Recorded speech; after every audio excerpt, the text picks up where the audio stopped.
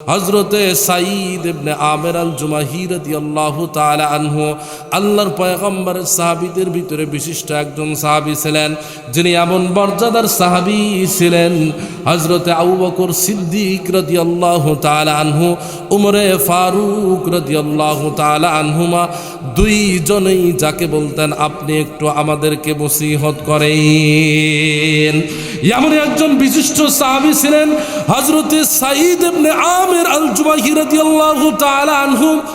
মাঝে মধ্যে উমরে ফারুক রাদিয়াল্লাহু তাআলা আনহু জামানার ভিতরে হযরতে উমরে ফারুক রাদিয়াল্লাহু তাআলা আনহুকে গিয়ে ডেকে বলতেন, আমিরুল মুমিনিন, আপনি নিজের জন্য যা পছন্দ করবেন, আপনার নিজের সন্তানের জন্য যা পছন্দ করবেন, আপনার স্ত্রীর জন্য যা পছন্দ করবেন, আপনার প্রজাদের জন্য তাই আপনাকে পছন্দ করতে হবে।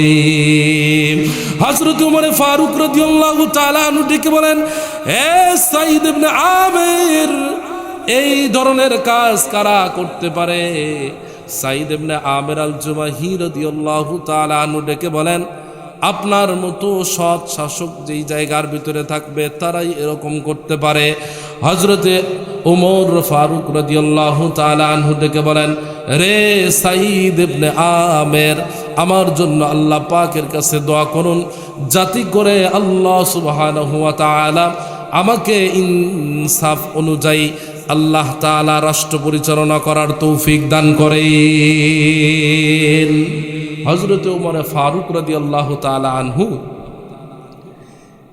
কি পরিমাণ নেক লোক ছিলেন, যার সম্পর্কে আল্লাহ রাসূল সাল্লাল্লাহু আলাইহি ওয়াসাল্লাম হাদিসের ভিতরে বলেছেন, আমার পরে কেউ যদি নবী হতো হযরত উমর নবী হয়ে যেত। বলেন সুবহানাল্লাহ। তিনি বলতেছেন, আমি যেন ইনসাফের উপরে প্রতিষ্ঠিত থাকতে পারি, আমার জন্য দোয়া করুন। হযরতে সাঈদ ইবনে আমির আল জুমাহি রাদিয়াল্লাহু তাআলা আনহু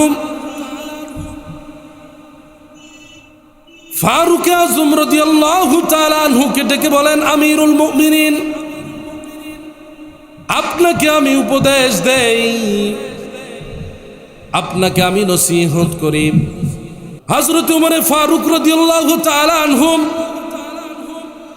সাঈদ ইবনে আমির আল জুমাহি রাদিয়াল্লাহু তাআলা আনহুকে ডেকে বলতেছেন, ও ভাই, আমার উপরে এত বড় রাষ্ট্রের আপনারা দায়িত্ব দিয়েছেন, আমি এবার আপনাকে একটা এলাকার গভর্নর করে পাঠাতে চাই। সেই এলাকার নাম হলো হিমসনগরের।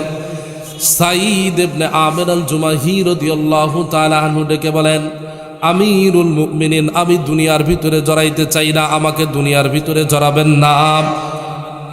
হযরত ওমর ফারুক রাদিয়াল্লাহু তাআলা আনহু ডেকে বলেন, কি ব্যাপার, আমাকে এত বড় রাষ্ট্রের আপনারা দায়িত্ব দিয়ে আপনারা আমার পিছন থেকে সরে যেতে চান? হযরত ওমর ফারুক রাদিয়াল্লাহু তাআলা আনহু সাঈদ ইবনে আমির আল জুমাহি রাদিয়াল্লাহু তাআলা আনহুকে ডেকে বলেন, না না ভাই রে, হিমসনগরের গভর্নর হিসেবে আপনাকে অবশ্যই যেতে হবে, আমি আপনাকে ছেড়ে দেব না। এক পর্যায়ে অপরাগতা হয়ে হযরতে সাঈদ ইবনে আমির আল জুমাহি রাদিয়াল্লাহু তাআলা আনহু হিমসনগরের গভর্নর হিসেবে চলে গেলেন। হিমসনগরের গভর্নর হিসেবে যাওয়ার পর অল্প কিছুদিন পরে আমিরুল মুমিনিনের দরবারে একটা বিশ্বস্ত লোকের একদল লোক আমিরুল মুমিনিনের দরবারে আসলেন। আসার পরে হযরতে ওমর ফারুক রাদিয়াল্লাহু তাআলা আনহু ডেকে বলেন, তোমাদের হিমসনগরের ভিতরে যারা গরিব, যারা হত দরিদ্র, তাদের একটা লিস্ট আমাকে দাও, আমি তাদেরকে রাষ্ট্রীয় কোষাগার থেকে কিছু ভাতা নির্ধারণ করে দেব, কিছু টাকা দেব, সহযোগিতা করব। এবার এই সমস্ত লোকদের ভিতর থেকে পরামর্শ করে কিছু নাম দেওয়া হলো, অমুক অমুক অমুক অমুক এরকম করে নাম দেওয়া হলো। নামের ভিতরে হযরতে সাঈদ ইবনে আমির আল জুমাহি রাদিয়াল্লাহু তাআলা আনহুর নামটাও দেওয়া হলো। আমিরুল মুমিনিন নামগুলো পড়তেছেন আর তাদেরকে ডেকে বলতেছেন, এই সাঈদ ইবনে আমিরটাকে। তারা ডেকে বলতেছেন, হুজুর, যাকে আপনি গভর্নর করে আমাদের দেশে পাঠিয়েছেন, আমাদের এলাকাতে পাঠিয়েছেন, তিনি এই সাইদ ইবনে আমের আল জুমাহি। মানে সাইদ আর আমের আল জুমাহি এ পরিমাণ গরিব হয়ে গেছে যে হত দরিদ্র লোকদের ভিতরে তার নাম। এবার তারা ডেকে বলতেছেন, হুজুর, এই সাইদ ইবনে আমের আল জুমাহির কারণ আপনি জানেন না। আমাদের দেশের ভিতরে, আমাদের এলাকার ভিতরে গরিব মানুষের চুলার ভিতরে দিন যায় আগুন জ্বলে না, কিন্তু আমাদের গভর্নরের অবস্থাও এমন যে অনেক দিন হয়ে যায় তার বাড়ির চুলার ভিতরে আগুন জ্বলে না। হযরত ওমর ফারুক রাদিয়াল্লাহু তাআলা আনহু 1000 দিনার একটা থলের ভিতরে দিয়ে তাদেরকে বললেন, এই থলেটা সাইদ ইবনে আমের আল জুমাহিকে দিয়ে বলবেন, হযরতে ওমর ফারুক রাদিয়াল্লাহু তাআলা আনহু তিনি আপনাকে নিজ প্রয়োজনে এই টাকা ব্যয় করার জন্য বলছেন। এবার এই কাফেলা যখন হিমসনগরীতে পৌঁছে গিয়েছে, তারা মনের ভিতরে হাসি ভাব, মনের ভিতরে অনেক খুশি যে যাই হোক, আমিরুল মুমিনিন আমাদের গভর্নরের জন্য 1000 টাকা দিয়েছেন, 1000 স্বর্ণ মুদ্রার টাকা দিয়েছেন, 1000 দিনার দিয়েছেন। হাসি খুশি আনন্দ ভাব নিয়া গভর্নর সাইদ ইবনে আমের আল জুমাহি রাদিয়াল্লাহু তাআলা আনহুর কাছে গেলেন। যাওয়ার পরে আমের আল জুমাহি রাদিয়াল্লাহু তাআলা আনহুকে যখন এই 1000 স্বর্ণ মুদ্রার থলিটা দেখাইছেন, আমের আল জুমাহি রাদিয়াল্লাহু তাআলা আনহু এমন জোরে চিৎকার দিয়েছেন, ঘরের ভিতর থেকে স্ত্রী তাড়াহুড়া করে স্বামীর কাছে এসে বলতেছেন, ওগো স্বামী, কি হয়েছে, আপনি এত জোরে চিৎকার দিলেন কেন? এবার সাইদ ইবনে আমের আল জুমাহি রাদিয়াল্লাহু তাআলা আনহু ডেকে বলেন, স্ত্রী রে, মহা বিপদ হয়ে গিয়েছে। স্ত্রী ডেকে বলেন, আমিরুল মুমিনিন হযরত ওমর ফারুক রাদিয়াল্লাহু তাআলা আনহু কি মৃত্যুবরণ করলেন নাকি? সাইদ ইবনে আমের জুমাহি রাদিয়াল্লাহু তাআলা আনহু ডেকে বলেন, না, আমিরুল মুমিনিন মারা যায় নাই, বরং এর চাইতেও বেশি কিছু ঘটেছে। কি ঘটেছে? যুদ্ধের রণাঙ্গনের ভিতরে মুসলিম সেনাপতি, মুসলিম বাহিনীরা কি পরাজয় বরণ করেছে নাকি? বলে না, এর চাইতেও কঠিন বিষয় ঘটেছে। কি ঘটেছে আমাকে খুলে বলুন। এবার সাইদ ইবনে আমের আল জুমাহি রাদিয়াল্লাহু তাআলা আনহু ডেকে বলেন, রে স্ত্রী, আমার ঘরের ভিতরে দুনিয়া ঢুকে গিয়েছে। কি ঢুকছে? দুনিয়া ঢুকছে। এখান থেকে আমি বাঁচতে চাই, তুমি কি আমাকে সহযোগিতা করবে? বলে, হ্যাঁ বলেন, কিভাবে সহযোগিতা করব? তো বলতেছে যে কিছু ছোট ছোট পোটলা বানাও, এর ভিতরে এই টাকাগুলো ঢুকায় দাও, আমাদের হত দরিদ্র লোকদের মাঝে বন্টন করে দাও, আমার রাখার কোনো জিনিসের প্রয়োজন নাই। বলেন সুবহানাল্লাহ। এজন্যই তো তারা আমাদেরকে কি করে গেছেন, এনারা হলেন আমাদের পূর্বপুরুষ। কবি বলেন, উলাইকা আবাই ফাজিনি বিমিসলিহিন ইযা জামাআতনা ইয়া জারিরুল মাজামিউ ইযা জামাআতনা ইয়া জারিরুল মাজামিউ। কবি বলেন, হে জারির, আমাদের সামনে কি তুমি এরকম কোনো উপমা পেশ করতে পারবে যেই উপমা আমাদের পূর্বপুরুষরা দিয়ে গেছেন? কথা বলেন ঠিক কিনা? সাইদ ইবনে আমের আল জুমাহি রাদিয়াল্লাহু তাআলা আনহু নিজের স্ত্রীকে ডেকে বলেন, স্ত্রী রে, এই অর্থ সম্পদগুলো গরিব মানুষের মাঝে বিলায়া দাও, আমাদের দুনিয়ার কোনো প্রয়োজন নাই। ও মুসলমান, ইয়ার কিছুদিন পরে আমিরুল মুমিনিনের কাছে আর একটা দল লোক গেল। তারা গিয়ে আমিরুল মুমিনিনকে ডেকে বলেন, ও আমিরুল মুমিনিন, আপনি যেই গভর্নর আমাদের কাছে প্রেরণ করেছেন তার সম্পর্কে 4টি অভিযোগ আমরা আপনার কাছে পেশ করতে চাই। 1 নম্বর অভিযোগ হলো তিনি প্রত্যেক দিন সকালবেলায় দেরি করে করে আমাদের মাঝে আসেন। 2 নম্বরের অভিযোগ হলো রাত্রিবেলায় যদি আমরা গিয়ে কোনো প্রয়োজনে তাকে ডাকি তিনি ডাকের সাড়া দেন না। 3 নম্বর হলো মাসের ভিতরে 1 দিন তিনি আমাদের সঙ্গে সাক্ষাৎই করেন না। 4 নম্বর হলো মাঝে মধ্যে তিনি আমাদের সঙ্গে কথা বলতে বলতে এমন অজ্ঞান হয়ে যান যে মনে হয় তিনি এই পৃথিবী থেকে বিদায় নিয়ে চলে গিয়েছেন। এরকম অবস্থা হয়ে যায়। হযরতে আমিরুল মুমিনিন উমরে ফারুক রাদিয়াল্লাহু তাআলা আনহু চিন্তা করলেন, যেই সাহাবী আমাকে নসিহত করে, যেই সাহাবী আবু বকর রাদিয়াল্লাহু তাআলা আনহুকে নসিহত করেছে, তার বিরুদ্ধে অভিযোগ। আল্লাহ, এটা কেমন কথা? আমার তো ধারণা ছিল সাইদ ইবনে আমির আল জুমাহির সম্পর্কে খুব ভালো। আল্লাহ পাকের কাছে দোয়া করেন, রব্বুল আলামিন আমার কাঠ করায় সাইদ ইবনে আমির আল জুমাহিকে দাঁড় করায় দেওয়া হচ্ছে। আল্লাহ তাআলা, আমি তো ইনসাফ ছাড়া বেইনসাফের ভিতরে চলতে পারি না।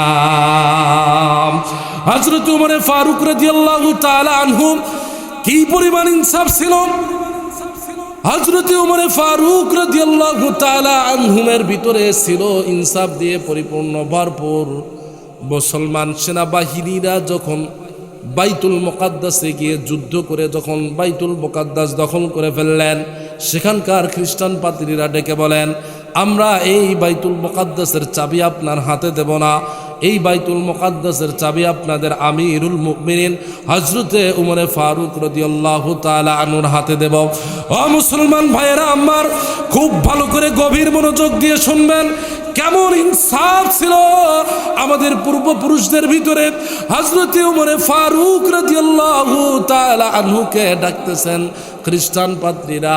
এবার হযরতে উমরে ফারুক রাদিয়াল্লাহু তাআলা আনহুর সমীপে দরবারে বরাবর আমিরুল মুমিনিন বরাবর চিঠি লিখলেন বাইতুল মুকাদ্দাস থেকে। সেনাপতি সেনাবাহিনীরা, যুদ্ধ যারা করেছেন সৈন্যবাহিনীরা পরামর্শ করে চিঠি লিখলেন, ও আমিরুল মুমিনিন, তারা বাইতুল মুকাদ্দাসের চাবি দেওয়ার জন্য রেডি আছে, কিন্তু আপনাকে আসতে হবে। আমিরুল মুমিনিনের কাছে যখন এই চিঠি চলে গিয়েছেন, তিনি যখন এই চিঠি দেখেছেন, সাহাবায়ে কিরাম রাদিয়াল্লাহু তাআলা আনহুমের সঙ্গে পরামর্শ করলেন। পরামর্শ করে হযরত উমর ফারুক রাদিয়াল্লাহু তাআলা আনহু বাইতুল মুকাদ্দাসের চাবি নেওয়ার জন্য বাইতুল মুকাদ্দাসে এই চাবি নিয়ে বাইতুল মুকাদ্দাস মুসলমানদের অধীনে নিয়ে আসার জন্য রওনা হয়ে গেলেন। সঙ্গে নিলেন খাদেমকে।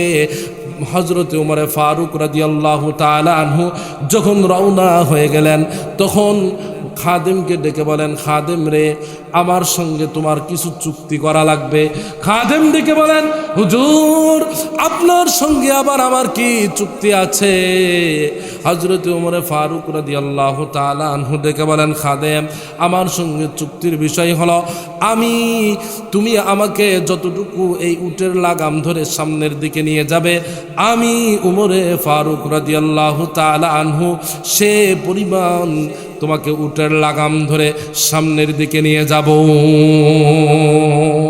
তার মানে হলো, একবার হযরত উমরে ফারুক রাদিয়াল্লাহু তাআলা আনহু উটের পিঠে বসবেন, খাদেম উটের লাগাম ধরে টানবে, উটকে সামনের দিকে নিয়ে যাবে।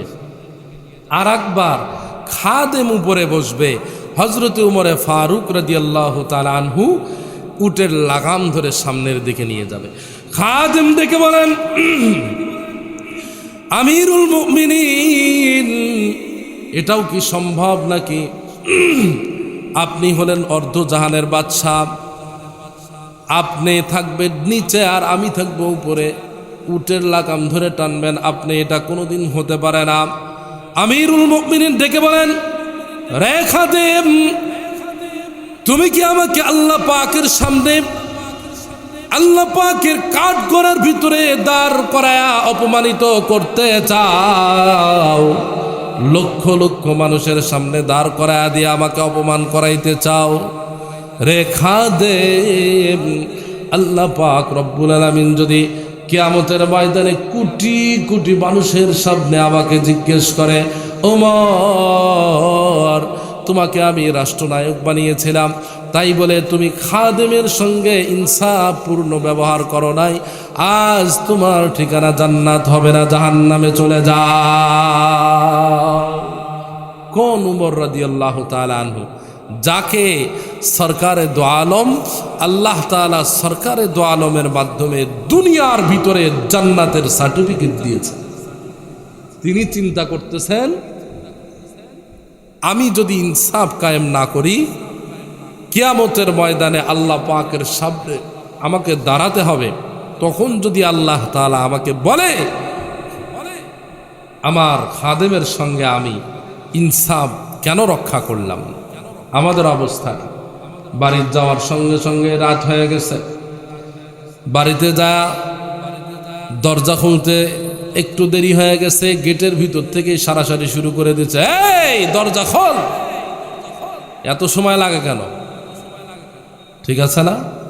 হ্যাঁ, স্ত্রীর সঙ্গে ব্যবহার ভালো নাই, কথায় কথায় গালি, কথায় কথায় অকথ্য ভাষায় কথা বলি, কথা বলেন ঠিক কিনা? এরকম মানুষ এ দুনিয়াতে নাই। ইনসাফ প্রতিষ্ঠিত করতে পারতেছে না, মূলে বিষয় হলো তার অন্তরের ভিতরে আল্লাহ পাকের ভয়ই নাই। কি নাই? আল্লাহ পাকের সামনে দাঁড়াতে হবে এই ভয়ই নাই। আমাদের ভিতরে কিছু মানুষ আছে এমন, মরবই তো, কবরের ভিতরে কি আর কেউ দেখতে যাবে? মরাই তো লাগবে, কিন্তু কবরের ঘাটি যে মারাত্মক ঘাটি, এখানে উত্তর না দিতে পারলে জাহান্নামে যেতে হবে, এই চিন্তা তার ভিতরে নাই। কিয়ামতের ময়দানে আল্লাহ পাকের সামনে দাঁড়িয়ে হিসাব দিতে হবে, এই চিন্তা তার মধ্যে নাই। ও মুসলমান, ভালো করে বুঝবেন, হযরত ওমর ফারুক রাদিয়াল্লাহু তাআলা আনহু খাদেমকে ডেকে বলতেছেন, খাদেম রে, কিয়ামতের ময়দানে আল্লাহ তাআলা যদি আমাকে ডেকে বলেন, ওমর একজন খাদেমের সঙ্গে ইনসাফপূর্ণ ব্যবহার করো নাই, তাহলে আমি আল্লাহ পাকের সামনে কি উত্তর দেব? এবার হযরত ওমর ফারুক রাদিয়াল্লাহু তাআলা আনহু বলেন, আমি যতক্ষণ উটের উপরে থাকবো এত সময় পর্যন্ত তোমাকে উটের উপরে থাকতে হবে, আর লাগাম ধরে আমি টানবো। তাই হলো, খাদেমকে বাধ্য করে উপরে বসানো হলো, আর ওমর ফারুক রাদিয়াল্লাহু তাআলা আনহু উটের লাগাম ধরে রাস্তা দেখে দেখে টেনে নিয়ে যায়। এরকম করে একবার খাদেম উপরে বসে, ওমর ফারুক রাদিয়াল্লাহু তাআলা আনহু নিচে লাগাম টানেন। আরেকবার হযরত ওমর ফারুক রাদিয়াল্লাহু তাআলা আনহু উটের পিঠে ওঠেন, আর খাদেম উটের লাগাম রশি ধরে টানতে থাকেন। এই অবস্থায় চলতে চলতে পরাক্রমে যখন বাইতুল মুকাদ্দাস, বর্তমান ফিলিস্তিনের নিকটবর্তী হয়ে গিয়েছে, বাইতুল মুকাদ্দাসের মসজিদের নিকটবর্তী হয়ে গেছে, এবার এমন অবস্থা এসে গেল যে খাদেম উপরে বসার পালা এসে গেল, আর আমিরুল মুমিনিন হযরতে ওমর ফারুক রাদিয়াল্লাহু তাআলা আনহুর লাগাম ধরে টেনে নিয়ে যাওয়ার পালা এসে গেল। খাদেম এবার দুই চোখের পানি ছেড়ে দিয়ে ডেকে বলেন, আমিরুল মুমিনিন, আমি খাদেম হয়ে যদি উটের পিঠের উপরে বসে থাকি, তাহলে মানুষেরা আমাকে আমিরুল মুমিনিন বলে অভ্যর্থনা জানাবে, আমাকে আমিরুল মুমিনিন বলে আমাকে ফুলের তোড়া দেবে, আমাকে সমাদর অভ্যর্থনা জানাবে। আমিরুল মুমিনিন, আমি উপরে থাকতে পারবো না, আপনি উপরে আসেন, আর আমি নিচে উটের লাগাম ধরে টেনে নিয়ে যাই। হযরত ওমর ফারুক রাদিয়াল্লাহু তাআলা আনহু ডেকে বলেন, না, দুনিয়ার কোনো সম্মানের প্রয়োজনের আশা করি না, দুনিয়ার কোনো মান সম্মানের আশা করি না, দুনিয়ার এই অভ্যর্থনা দিয়ে আমার কোনো লাভ নাই, পরকালের ভিতরে আল্লাহ পাকের কাছে দামি হতে চাই। হযরত ওমর ফারুক রাদিয়াল্লাহু তাআলা আনহু লাগাম ধরে টানতেছেন, হঠাৎ করে পায়ের জুতার ফিতা ছিঁড়ে গেল। এক হাতের ভিতরে জুতা নিয়েছেন, আর এক হাতের ভিতরে উটের লাগাম ধরে টানেন। যখন যাইতেছেন, যাইতে যাইতে বাইতুল মুকাদ্দাস একেবারে সামনাসামনি হয়ে গিয়েছে। খ্রিস্টানরা আমিরুল মুমিনিন আসবেন, অর্ধ জাহানের বাদশাহ, এটা দেখার জন্য দুই পাশ দিয়ে লাইন হয়ে দাঁড়িয়ে গিয়েছে। আর কেউ বা ফুলের তোড়া নিয়ে দাঁড়িয়েছে, কেউ বা ফুলের মালা নিয়ে দাঁড়িয়েছে, কেউ বা ফুল ডালার ভিতরে নিয়ে দাঁড়িয়েছে। আমিরুল মুমিনিনকে ফুল নিক্ষেপ করবে আর আমিরুল মুমিনিনকে সমাদর অভ্যর্থনা জানাবে। আমার ভাইয়েরা গভীর মনোযোগ দিয়ে শুনবেন। খাদেম উপর থেকে চোখের পানি ছেড়ে দিয়ে মাথা নিচের দিকে দিয়ে রেখে দিয়েছে। আমিরুল মুমিনিন এক হাতের ভিতরে ছেঁড়া জুতা আর এক হাতের ভিতরে লাগাম নিয়ে আসতেছে। খাদেম উপরের ভিতরে, মানুষেরা খাদেমকে আমিরুল মুমিনিন বলে কেউ বা এসে মালা দেয়, কেউ বা এসে ফুলের তোড়া দেয়, কেউ বা শরীরের ভিতরে ফুল ছিটায়। আমিরুল মুমিনিন নিচে মাথা নত করে যাইতেছেন। এবার যখন বাইতুল মুকাদ্দাসের নিকটবর্তী হয়ে গেছেন, মুসলমানরা লক্ষ্য করে দেখেন পাদ্রীরা তাদের কিতাব নিয়ে এসে আমিরুল মুমিনিনের চতুর্দিক দিয়ে ঘোরা শুরু করে দিয়েছেন। যিনি লাগাম ধরে টানতেছেন আর তারা কিতাব খুলে খুলে খুলে খুলে দেখতেছেন আর বলতেছেন, শীত জামানায় যখন মুসলমানরা বাইতুল মুকাদ্দাস বিজয়ী করবে, মুসলমানরা যখন বাইতুল মুকাদ্দাসকে নিজেদের অধীনে নিয়ে নেবে, সেই সময় যখন আমিরুল মুমিনিন বাইতুল মুকাদ্দাসের চাবি নেওয়ার জন্য আসবেন, তখন তার জামার ভিতরে 7 থেকে 8টা তালি থাকবে আর তার এক হাতের ভিতরে উটের লাগাম থাকবে আর এক হাতের ভিতরে ছেঁড়া জুতা থাকবে। বড় বড় পাদ্রীরা এসে আমিরুল মুমিনিন হযরত ওমর ফারুক রাদিয়াল্লাহু তাআলা আনহুকে চতুর্দিক দিয়ে ঘোরে আর 1 2 3 4 5 6 7 8 করে সেরা তালিগুলো গনে আর ডেকে বলেন, আমাদের কিতাবের ভিতরে যা পেয়েছি শেষ জামানার উম্মত আমিরুল মুমিনিনের ভিতরে সব হুবহু মিল পেয়েছি। কেমন ভয় ছিল হযরতে আমিরুল মুমিনিন হযরতে ওমর ফারুক রাদিয়াল্লাহু তাআলা আনহুর ভিতরে। এখানেই খানতুনায় মুসলমান, সময় অনেক বেশি হয়ে যায়। জানি না আমের আল জুমাহি রাদিয়াল্লাহু তাআলা আনহুর ওই যে 4টা প্রশ্ন, 4টার কারণে আমিরুল মুমিনিনের দরবারে তারা অভিযোগ পেশ করেছে, এটা আপনাদেরকে বলে যেতে পারি না জানা নাই। হযরত ওমর ফারুক রাদিয়াল্লাহু তাআলা আনহুর শাসন আমলের ঘটনা। হযরত ওমর ফারুক রাদিয়াল্লাহু তাআলা আনহু ফজরের নামাজ পড়াইতেছেন, এমন সময় এক ইহুদি নাম হলো আবু লুলু হযরত ওমর ফারুক রাদিয়াল্লাহু তাআলা আনহুকে সে জোরে একটা খঞ্জর মেরে দিয়েছেন। আমিরুল মুমিনিন রক্তাক্ত হয়ে জমিনের ভিতরে পড়ে গেছেন, জ্ঞান হারে চলে গিয়েছেন, অজ্ঞান হয়ে জমিনের ভিতরে পড়ে গেছেন। আর এক সাহাবী এসে নামাজ পড়ায় দিয়েছেন। নামাজ শেষ হওয়ার পরে আমিরুল মুমিনিনকে ঘরের ভিতরে নেওয়ার পরে সেবা যত্ন করার পরে যখন জ্ঞান ফিরে আসছে, আসার পরে হযরতে আমিরুল মুমিনিন জিজ্ঞেস করেন, নামাজ কি শেষ হয়ে গেছে? বলে হ্যাঁ, নামাজ শেষ হয়ে গেছে। 2 নম্বরে প্রশ্ন করেন, আমাকে কে বেড়েছে, কে আঘাত করেছে? আমিরুল মুমিনিনের উত্তরে সাহাবায়ে ইকরাম রাদিয়াল্লাহু তাআলা আনহুম বলেন, কোনো মুসলমান মারে নাই, একজন ইহুদি আপনাকে মেরেছে। আমিরুল মুমিনিন হযরত ওমর ফারুক রাদিয়াল্লাহু তাআলা আনহু আল্লাহ পাকের শুকরিয়া আদায় করলেন। শুকরিয়া আদায় করার পর অবস্থা যখন বেগতিক হয়ে যাচ্ছে, দিন দিন অবনতি হয়ে যায়, আর মনে হয় আমিরুল মুমিনিন বাঁচবেন না। নিজের একটা সন্তান ছিল, নাম ছিল আব্দুল্লাহ ইবনে ওমর রাদিয়াল্লাহু তাআলা আনহু। ওমর ফারুক রাদিয়াল্লাহু তাআলা আনহুর সন্তান নিজের সন্তানকে ডেকে বলেন, আব্দুল্লাহ, আম্মা জান আয়েশা সিদ্দিকা রাদিয়াল্লাহু তাআলা আনহার কাছে গিয়ে বলবে, ও আম্মা জান, 3 জন বন্ধু এই পৃথিবীতে ছিল, একজন আগেই ইন্তেকাল করেছেন, আল্লাহ পাকের দরবারে চলে গিয়েছেন। 2 নম্বর বন্ধু তার পদঙ্ক অনুসরণ করে তিনিও তার কাছেই গিয়ে শায়িত হয়েছেন। 3য় নম্বর বন্ধু আপনার কাছে আরজি জানায়, তাদের ওই পদঙ্ক অনুসরণ করে আজীবন চলেছেন। এখন জীবনের শেষ মুহূর্তে এসে গেছেন, কিন্তু আপনার কাছে আরজি জানায় যেন ওই 2 বন্ধুর কাছে তিনি একটু থাকতে পারেন। আম্মা যারা আয়েশা সিদ্দিকা রাদিয়াল্লাহু তাআলা আনহা বুঝে ফেলেছেন।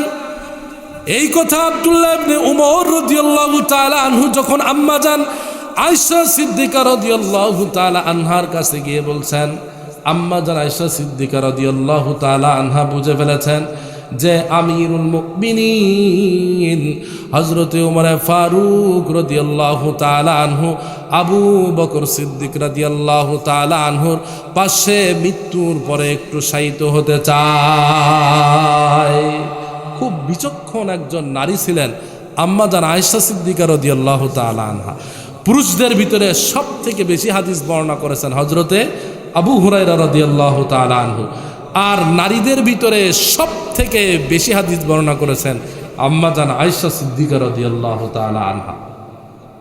সাহাবা ইকরামদের ভিতরে অনেক মাসালাগত বিষয় যেগুলো সমাধান পুরুষরা করতে পারতেছিল না, আম্মা জান আয়েশা সিদ্দিকা রাদিয়াল্লাহু তাআলা আনহার কাছে যাওয়ার সঙ্গে সঙ্গেই সে মাসালাগুলোর সমাধান হয়ে যেত।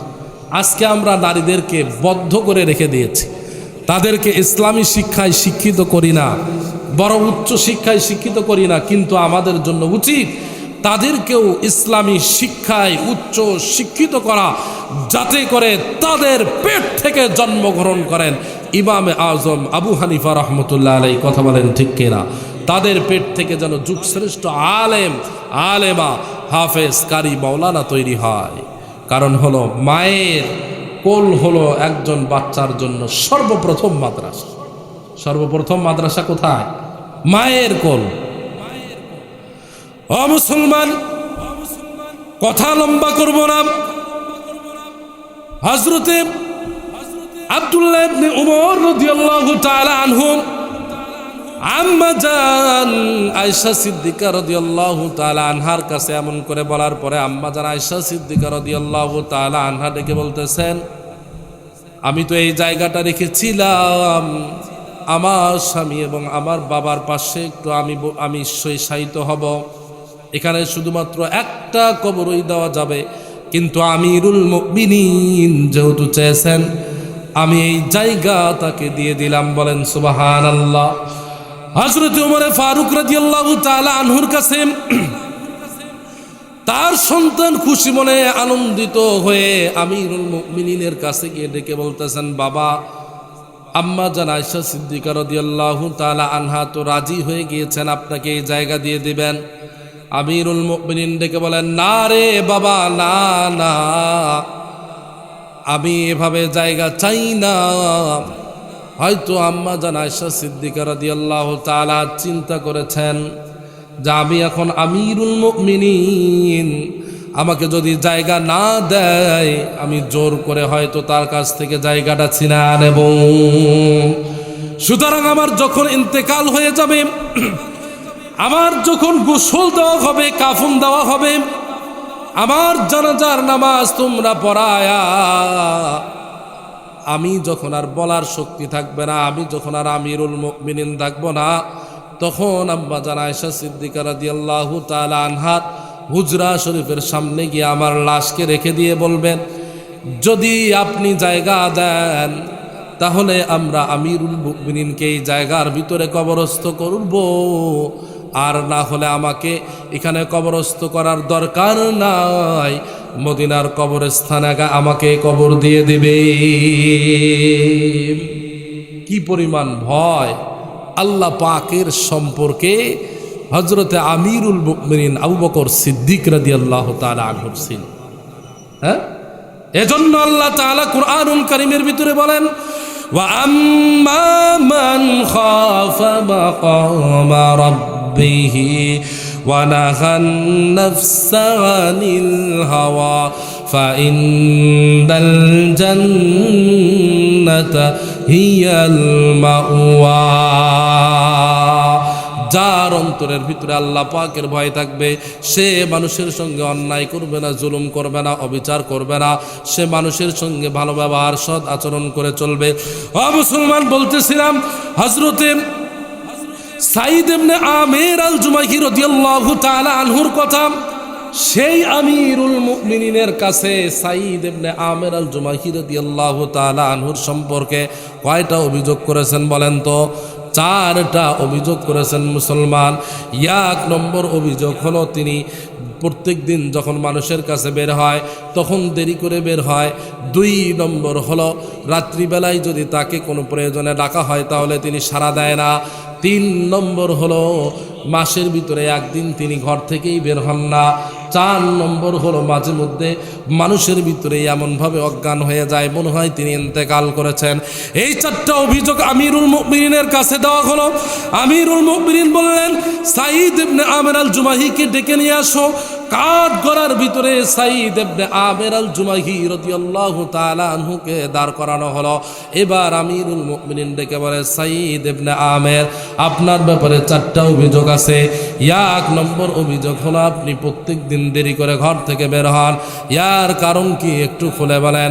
সাঈদ ইবনে আমের আল জুমাহি রাদিয়াল্লাহু তাআলা আনহু ডেকে বলেন, আমিরুল মুমিনিন, আমি তো এই গোপন কথা মানুষের সামনে ওপেন করতে চাই নাই।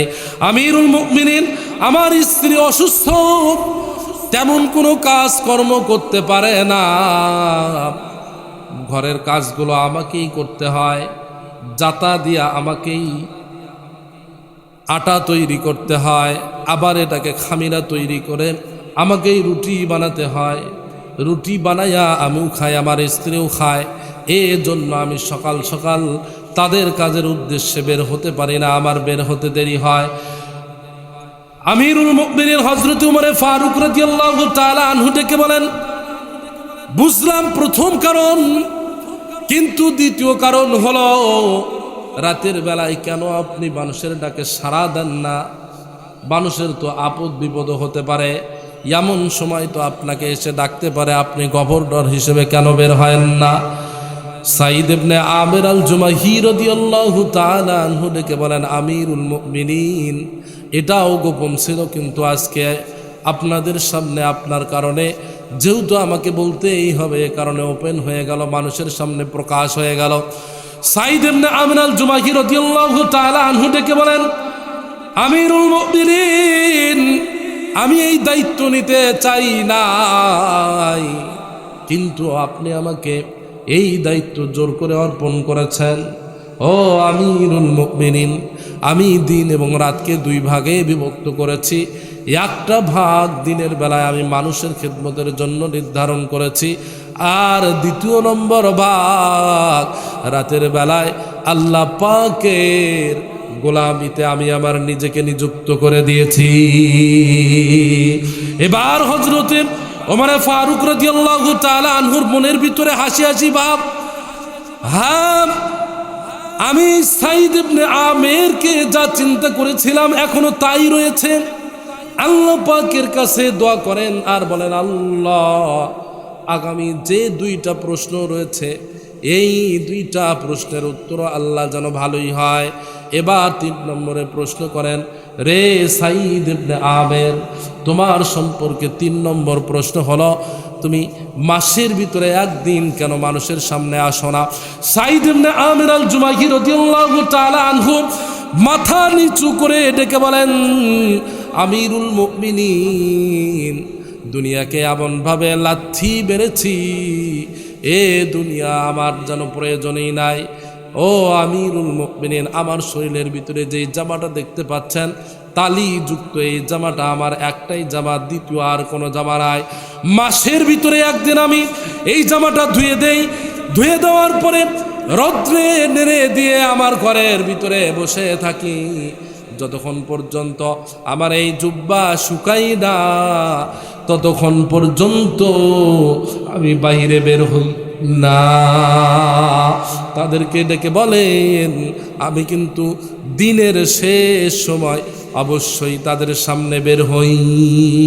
তারা মাথা নেড়ে উত্তর দিল, হ্যাঁ আমিরুল মুমিনিন, সে তো দিনের শেষে বের হয়। 4 নম্বরে প্রশ্ন হল, রে সাঈদ ইবনে আমের, এটা তো আরো জটিল বিষয়। এই যে আমার মামা ইউপি সদস্য বিচার করতে গেছে, মনে করেন জমি জামার, অথবা বিচার করতে গেছে একটা অন্যায় কাজের, কিন্তু যাওয়ার পরে মামা যদি অজ্ঞান হয়ে যায়, বলেন তো দেখি বিচারের কয়টা বাজে? যাওয়ার পরে নিজেই অজ্ঞান হয়ে গেছে, ফিট। এখন এনাকে নিয়ে টানাটানি করে না ওই বিচার, হ্যাঁ? এটা তো আরো মারাত্মক। মানুষের বিষয় যখন সমাধান করতে যান তখন কেন অজ্ঞান হয়ে যান? সাঈদ ইবনে আমির আল জুমাহি রাদিয়াল্লাহু তাআলা আনহু চোখের পানিগুলো ছেড়ে দিয়ে কাঁদেন আর ডেকে বলেন, ওগো আমিরুল মুমিনিন, আমি সেই সময়ও ইসলাম ধর্ম গ্রহণ করি নাই। আল্লাহর পয়গম্বর সরকারে দু আলম সাল্লাল্লাহু তাআলা আলাইহি ওয়াসাল্লামের উপরে মক্কার কাফেররা প্রথম পর্যায়ে তার উপরে এবং তার যারা অনুসারী ছিল তাদের উপরে বিভিন্নভাবে নির্যাতন নিপীড়ন শুরু করে দিত। নির্যাতন নিপীড়নের শিকার হওয়ার পরে এক পর্যায়ে পয়গম্বরে আরবি সরকারে দু আলম সাল্লাল্লাহু তাআলা আলাইহি ওয়াসাল্লাম সাহাবায়ে কিরাম রাদিয়াল্লাহু তাআলা আনহুমদেরকে ডেকে বললেন, রে সাহাবীরা, তোমরা হিজরত করে আবিসিনিয়ায় চলে যাও। আবিসিনিয়ায় যাওয়ার পরে আবার যখন তাদেরকে মিথ্যা কথা বলে মক্কার ভিতরে ফিরে নিয়ে আসা হলো, এবার আরো জুলুম নির্যাতনের মাত্রা বৃদ্ধি করে দিল মক্কার কাফেরেরা। এবার আমার পয়গম্বর ডেকে বলেন, রে সাহাবীরা, আর কিন্তু মক্কার ভিতরে থাকা যাবে না, যাও যাও মদিনার ভিতরে চলে যাও। একদিন আল্লাহর পয়গম্বর সরকারে দু আলম সাল্লাল্লাহু তাআলা আলাইহি ওয়াসাল্লাম নিজেও হিজরত করে মদিনার ভিতরে চলে গেলেন। কিন্তু মক্কার কাফেরদের ইচ্ছা ছিল মুসলমানদেরকে কিভাবে কষ্ট পৌঁছানো যায়, কিভাবে মুহাম্মাদুর রাসূলুল্লাহ সাল্লাল্লাহু তাআলা আলাইহি ওয়াসাল্লামকে কষ্ট দেওয়া যায়, এই চিন্তায় তারা লিপ্ত ছিল, এই চিন্তায় তারা বিভোর ছিল। আল্লাহ পাকের পয়গম্বরকে কেমনে কষ্ট দেওয়া যায়, এক পর্যায়ে তারা মানুষদেরকে টোপ দিয়ে বিভিন্নভাবে কলা কৌশল করে খুবাইব ইবনে আদি রাদিয়াল্লাহু তাআলা আনহুকে ধরে নিয়ে আসলেন। ধরে নিয়ে এসে মক্কার জেলখানার ভিতরে বন্দি করে রাখলেন। আমার ভাইয়েরা গভীর মনোযোগ দিয়ে শুনবেন, খুবাইব ইবনে আদি রাদিয়াল্লাহু তাআলা আনহুকে ধরে নিয়ে এসে মক্কার জেলখানার ভিতরে যখন বন্দি করে রাখেন, বন্দি করে রাখার পরে বিভিন্নভাবে নির্যাতন নিপীড়ন করা হয়। এক পর্যায়ে খুবাইব ইবনে আদি রাদিয়াল্লাহু তাআলা আনহুকে খাওয়া দাওয়া বন্ধ করে দেওয়া হয়। খুবাইব ইবনে আদি রাদিয়াল্লাহু তাআলা আনহুর হাতের ভিতরে পায়ের ভিতরে বেড়ি লাগায়া দেওয়া হয়, বিভিন্নভাবে নির্যাতন নিপীড়ন করা হয়।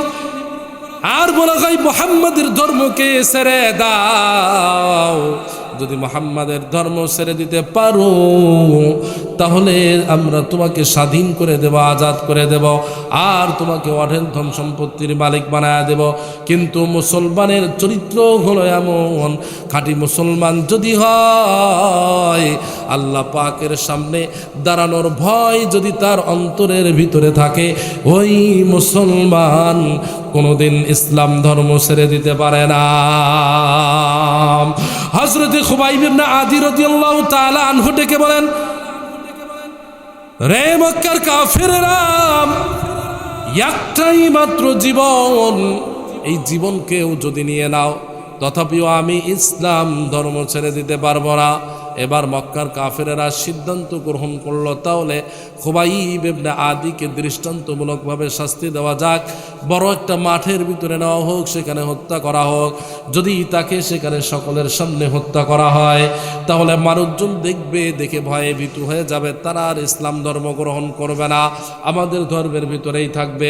সাঈদ ইবনে আমির আল জুমাহি রাদিয়াল্লাহু তাআলা আনহু বলেন, মক্কার অলিতে গলিতে বিভিন্ন জায়গায় আশেপাশের শহরের ভিতরে ডোল বাজায়া মানুষদেরকে অবগত করে দেওয়া হলো, অমুক দিন অমুক সময়ে অমুক মাঠের ভিতরে খুবাইব ইবনে আদি মুহাম্মাদের একজন অনুসারীকে এই মাঠের ভিতরে নিয়ে দৃষ্টান্তমূলক শাস্তি দেওয়া হবে।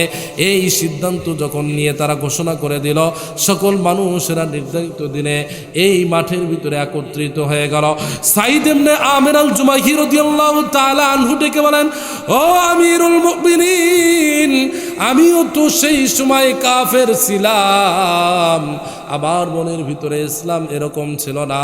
আমিও এই দৃশ্য দেখার জন্য আবু সুফিয়ান বড় বড় মক্কার নেতারা যেই কাতারের ভিতরে দাঁড়াইছে সেই কাতারের ভিতরে গিয়ে দাঁড়াইলাম।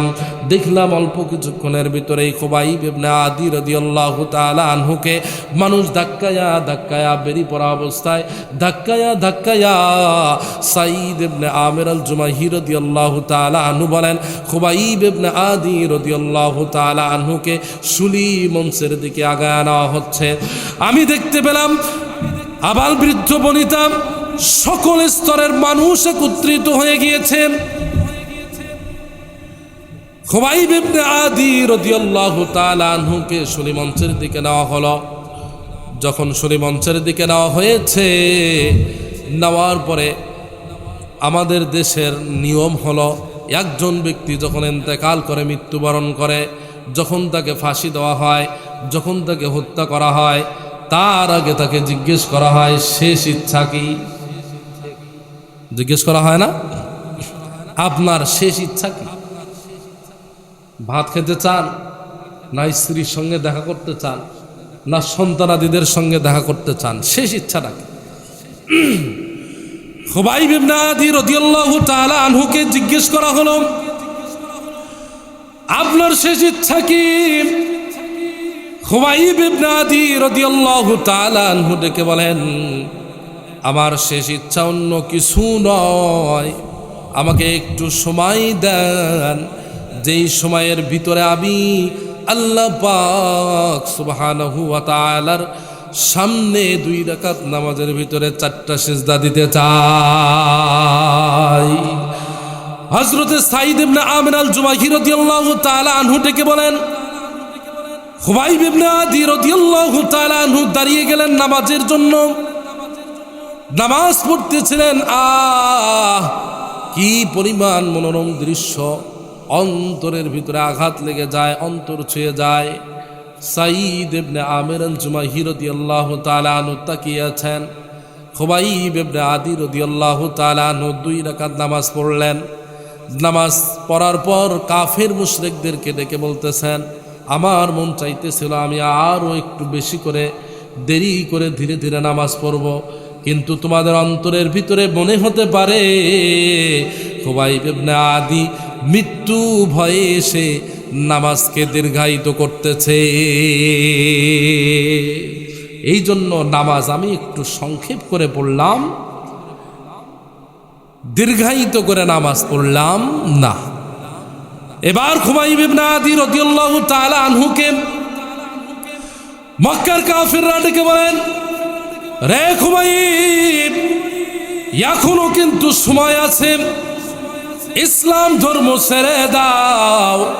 খুবাইব ইবনে আদি রাদিয়াল্লাহু তাআলা আনহু ডেকে বলেন, আমি তো আগেই বলে দিয়েছি আবার জীবন যাবে, তারপরেও ইসলাম ধর্ম ছাড়তে পারবো না। এবার খুবাইব ইবনে আদি রাদিয়াল্লাহু তাআলা আনহুকে বেঁধে ফেলা হলো। বেঁধে ফেলার পরে খুবাইব ইবনে আদি রাদিয়াল্লাহু তাআলা আনহুর একটা হাত কেটে ফেলে দেওয়া হলো। খুবাইব ইবনে আদি রাদিয়াল্লাহু তাআলা আনহুর হাত দিয়ে ফিনকি দিয়ে রক্ত বের হয়ে আসলো। মক্কার কাফেররা ডেকে বলেন, খুবাইব রে, এবার তো একটু পরিবারের কথা চিন্তা করো, নিজের স্ত্রীর কথা মনে করো, নিজের সন্তানের কথা মনে করো, সন্তানদের কথা মনে করো, বাবা মার কথা মনে করো। খুবাইব ইবনে আদি রাদিয়াল্লাহু তাআলা আনহু ডেকে বলেন, আমার এগুলোর কোনো চিন্তা নাই, আমার জীবনটা যদি আল্লাহ পাকের জন্য দিয়ে দিতে পারি তাহলেই আমি সফলতা অর্জন করতে পারবো। খুবাইব ইবনে আদি রাদিয়াল্লাহু তাআলা আনহু ডেকে বলেন, না না, সম্ভব নয়। এবার খুবাইব ইবনে আদি রাদিয়াল্লাহু তাআলা আনহুর আরেকটা পা কেটে দেওয়া হলো, একটা পা কেটে দেওয়া হলো। এবার আবার জিজ্ঞেস করা হলো, এখনো কিন্তু সময় আছে, হাত কেটে গিয়েছে, পা কেটে গিয়েছে, এখনো বাঁচা সম্ভব, ইসলাম ধর্ম ছেড়ে দাও। খুবাইব ইবনে আদি রাদিয়াল্লাহু তাআলা আনহু ডেকে বলেন, রে মক্কার কাফেরেরা, জীবন যাবে তারপরও আমি ইসলাম ধর্ম ছাড়তে পারবো না। এবার মক্কার কাফেররা ডেকে বলেন, রে খুবাইব, এতটুকু একটু বলো, মুহাম্মাদের সর্বনাশ হোক, মুহাম্মদ ধ্বংস হয়ে যাক, ইসলাম ধর্ম না চাললেও খুবাইব ইবনে আদি রাদিয়াল্লাহু তাআলা আনহু ডেকে বলেন, রে মক্কার কাফেরেরা, আমি খুবাইব ইবনে আদি নিজের স্ত্রীর সঙ্গে, আত্মীয় স্বজনের সঙ্গে, সন্তানাদির সঙ্গে, বাবা মার সঙ্গে, নিজের পরিবারের ভিতরে খুশি থাকব, আর মুহাম্মাদুর রাসূলুল্লাহ সাল্লাল্লাহু আলাইহি ওয়াসাল্লামের পায়ের নিচে একটা কাঁটা ফুটবে, তথাপিও আমি খুবাইব সহ্য করতে পারবো না। এজন্য মুসলমান, যখন আল্লাহর নবীর বিরুদ্ধে কথা হবে, যখন পয়গম্বরের বিরুদ্ধে কথা হবে, যখন কোরআনের বিরুদ্ধে কথা হবে, যখন আল্লাহ পাকের বিরুদ্ধে কথা হবে, ইসলাম নিয়ে যখন কথা হবে, তখন আর দল বুঝি না, তখন আর ইসলামী অন্য ঐক্য জোট বুঝি না, তখন সকলে ঐক্যমত্য হয়ে এই রাম বাম নাস্তিকদেরকে ঠেকাতে হবে। কথা বলেন ঠিক কিনা? ও মুসলমান, ভালো করে খেয়াল করেন, হযরত খুবাইব ইবনে আদি রাদিয়াল্লাহু তাআলা আনহু বলতেছেন, আমি আমার পরিবারের ভিতরে খুশি থাকব, আর আমার পয়গম্বরের পায়ের নিচে একটা কাঁটা ফুটবে, তারপরও আমি সহ্য করব না। এবার তারা তার আরেকটা হাত কেটে ফেললেন, আবার জিজ্ঞেস করে, আবার এমন করে বলেন, এবার তার আরেকটা পা কেটে ফেললেন। ইয়ার পরে খুবাইব ইবনে আদি রাদিয়াল্লাহু তাআলা আনহুকে যখন সুরি মঞ্চের দিকে উঠাবেন, আর তো জীবন যায় যায়, আর তো থাকে না।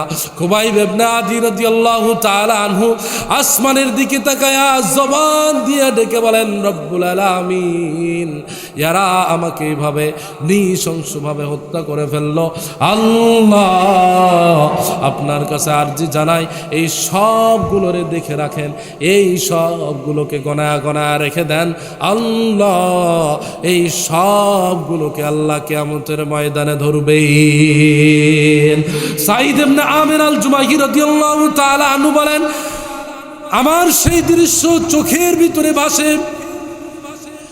এরপরে খুবাইব ইবনে আদি রাদিয়াল্লাহু তাআলা আনহুকে সুলি মঞ্চে উঠায় মাথার দিক থেকে চাপ দিয়ে লোহা পিছন দিয়ে ঢুকে মাথার দিক দিয়ে বের করে দেওয়া হলো। খুবাইব ইবনে আদি রাদিয়াল্লাহু তাআলা আনহু দুই ফাঁক হয়ে জমিনের ভিতরে পড়ে গেলেন।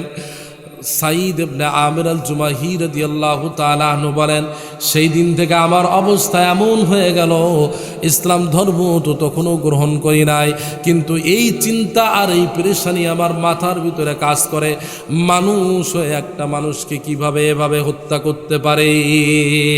আমিরুল মুমিনিন, এরপরে ইসলাম ধর্ম গ্রহণ করলাম, খন্দকের যুদ্ধে অংশগ্রহণ করলাম, অন্য অন্য যুদ্ধের ভিতরে অংশগ্রহণ করলাম। তারপর থেকে এমন অবস্থা হয়ে গেল যে যখনই আমার এই দৃশ্য চোখের সামনে ভাসে, সঙ্গে সঙ্গে আমি অজ্ঞান হয়ে পড়ে যাই। হযরত আমিরুল মুমিনিন ওমর ফারুক রাদিয়াল্লাহু তাআলা আনহু চোখের পানি ছেড়ে দিয়ে কান্দেন, আর ডেকে বলেন, সাঈদ ইবনে আমির, তুমি তো যথার্থই করেছ। এবার সাঈদ ইবনে আমির আল জুমাহি রাদিয়াল্লাহু তাআলা আনহুর দুঃখ কষ্ট এগুলো দূরীভূত করার জন্য আল্লাহ পাকের মনোনীত আমিরুল মুমিনিন হযরত ওমর ফারুক রাদিয়াল্লাহু তাআলা আনহু রাষ্ট্রীয় কোষাগার থেকে 1000 টাকা দান করেন।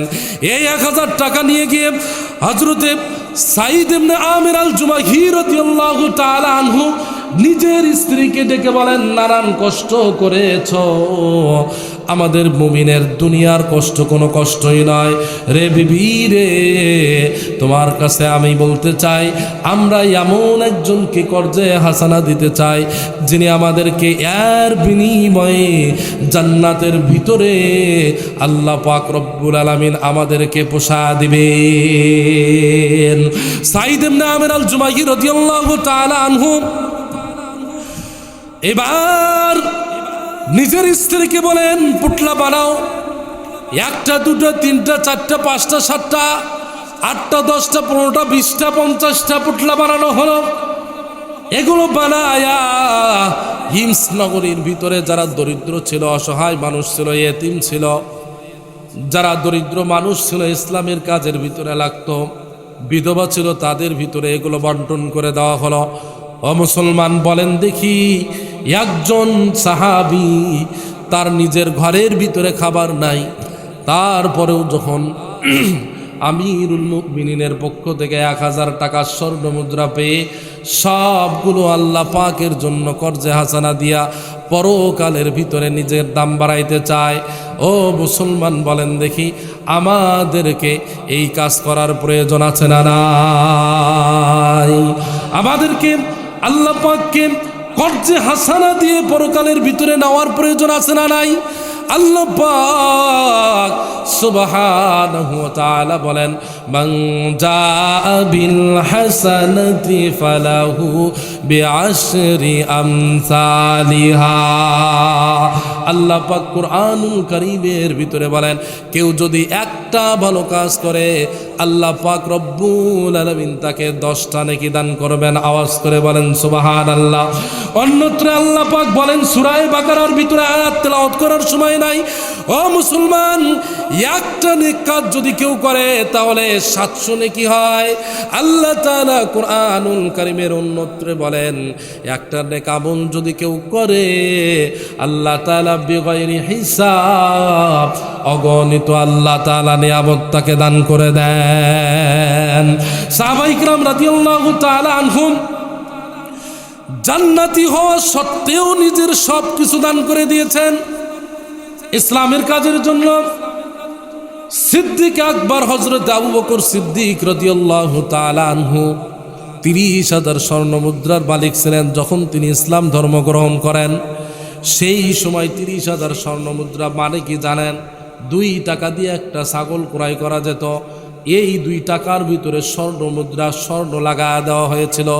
বর্তমান যদি 2 টাকার স্বর্ণ মুদ্রার দাম 10,000 হয়, ওই সময়ও 2 টাকার দাম 10,000 হয়েছিল, কিন্তু 2 টাকার ভিতরে এই স্বর্ণ মুদ্রা লাগা দেওয়া ছিল। সেই সময়ে 30,000 স্বর্ণ মুদ্রার মালিক ইসলামের জন্য দান করতে করতে এমন অবস্থা হয়ে গিয়েছে, হযরতে আবু বকর সিদ্দিক রাদিয়াল্লাহু তাআলা আনহু চটের সালা পড়েছেন। কিসের সালা পড়ছেন? চটের সালা পড়ছেন। তাবুকের যুদ্ধের সময় হযরতে রাসূল আকরাম সরকারে দো আলম সাল্লাল্লাহু তাআলা আলাইহি ওয়াসাল্লাম সাহাবায়ে কিরাম রাদিয়াল্লাহু তাআলা আনহুমদেরকে ডেকে বলতেছেন, রে সাহাবীরা, কারা আছো ইসলামের জন্য টাকা এখানে দান করো, অর্থ সম্পদ দান করো। এবার হযরত উমর ফারুক রাদিয়াল্লাহু তাআলা আনহু চিন্তা করতেছেন, বারবার আবু বকর আমার আগে চলে যায়। হযরতে উমর ফারুক রাদিয়াল্লাহু তাআলা আনহু বলেন, আমার সম্পদের 2 ভাগের 1 ভাগ দান করব, তাহলে এটা বড় স্তূপ হয়ে যাবে। আবু বকর রাদিয়াল্লাহু তাআলা আনহু তো এই পরিমাণ দান করতে পারবে না। হযরত উমর ফারুক রাদিয়াল্লাহু তাআলা আনহু সম্পদকে 2 ভাগ করে 1 ভাগ পয়গম্বরের সামনে দিলেন, বড় স্তূপ হয়ে গেল। হযরতে উসমানে গনি রাদিয়াল্লাহু তাআলা আনহু 3 ভাগ করে 1 ভাগ দান করলেন, বড় স্তূপ হয়ে গেল।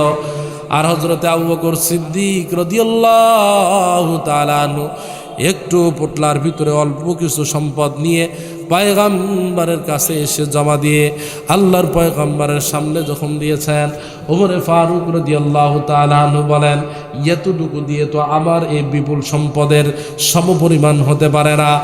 হযরত ওমরে ফারুক রাদিয়াল্লাহু তাআলা আনহুর সামনে আল্লাহর পয়গম্বর জিজ্ঞেস করেন, আবু বকর রে, ঘরের ভিতরে কি রেখে এসেছো? আবু বকর রাদিয়াল্লাহু তাআলা আনহু ডেকে বলেন, পয়গম্বর, ঘরের ভিতরে আর কিছুই নাই, আল্লাহ আর আল্লাহর পয়গম্বরকে রেখে এসেছি। ওমর ফারুক রাদিয়াল্লাহু তাআলা আনহু ডেকে বলেন, রে আবু বকর, চেয়েছিলাম আপনার চাইতে আমি অর্থ সম্পদ দান করে আপনার চাইতে বেশি মর্যাদার অধিকারী হব, কিন্তু পারলাম না। আপনার আগে কোনোভাবেই যাওয়া সম্ভব নয়।